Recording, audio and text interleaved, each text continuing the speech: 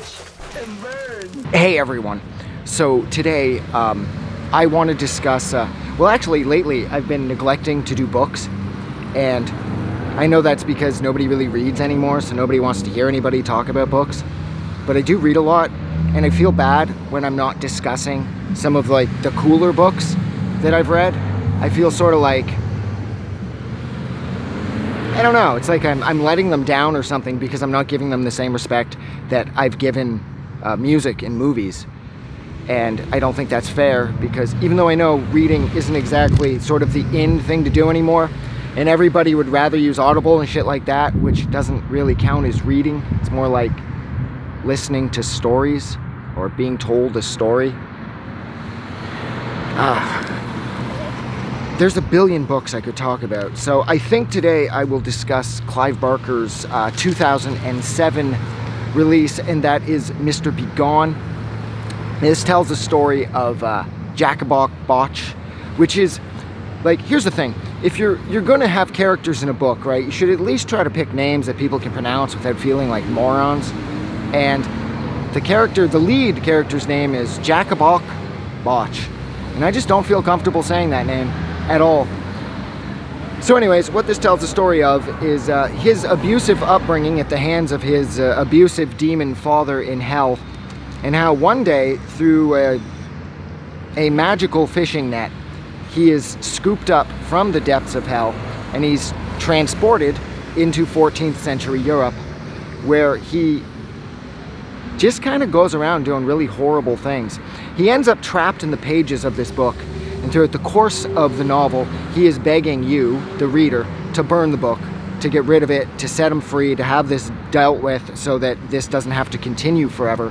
And whereas initially I thought that idea was really clever and it was really fun, I did find that Jacobok, he tends to do it a little too much.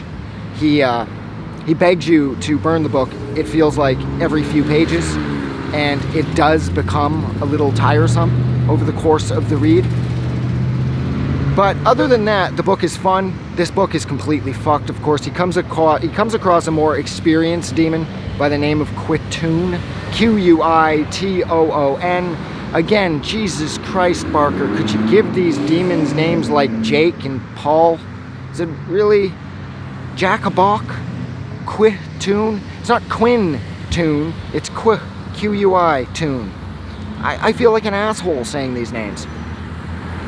But anyways, slowly they're moving towards the invention of Gutenberg inventing the printing press.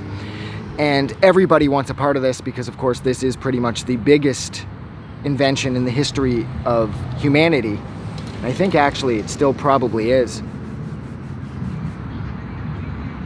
I think the only thing that can really sort of even come close to the importance of the printing press is probably Lana Del Rey's entire discography. But I have a vibe that, or I'm getting a vibe that most people aren't going to agree with that, and that's probably a me thing.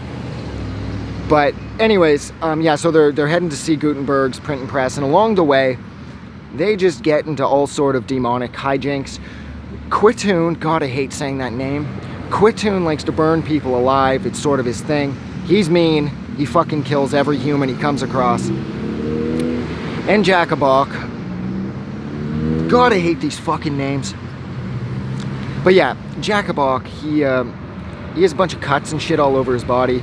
And he's this skinny, sort of twerpy looking demon. Adding these human characteristics to demons is always this really alien thing for me. But nonetheless, he decides to remedy these physical problems that he's having in the only way that a demon can. So whatever town they're in, or village or whatever, he kidnaps all the villages or towns' babies, and he proceeds to slice them wide open and drain them of their blood into a bathtub, about 30 babies, give or take, and then he sinks into it, and it's kind of like this sort of soothing baby blood bath that will cure whatever's ailing a demon, I suppose. And of course, Quitoon shows up and he's like, listen, bro, the entire fucking village is pissed their babies are all missing, and they're coming looking for us because they know Satan has something to do with it. Which usually when people blame Satan for something, Satan has nothing to do with it. But in this case, it actually does. And so things like that happen. And it's a fun book. It's a cool book. And I do like how Barker always seems to put a lot of like human elements into his more demon characters, like Jacobok being raised by an abusive father in hell and being scooped out of hell via a fishing net, and how Jacobok is clearly very into Quitoon, like he reveres him / sort of lusts for him.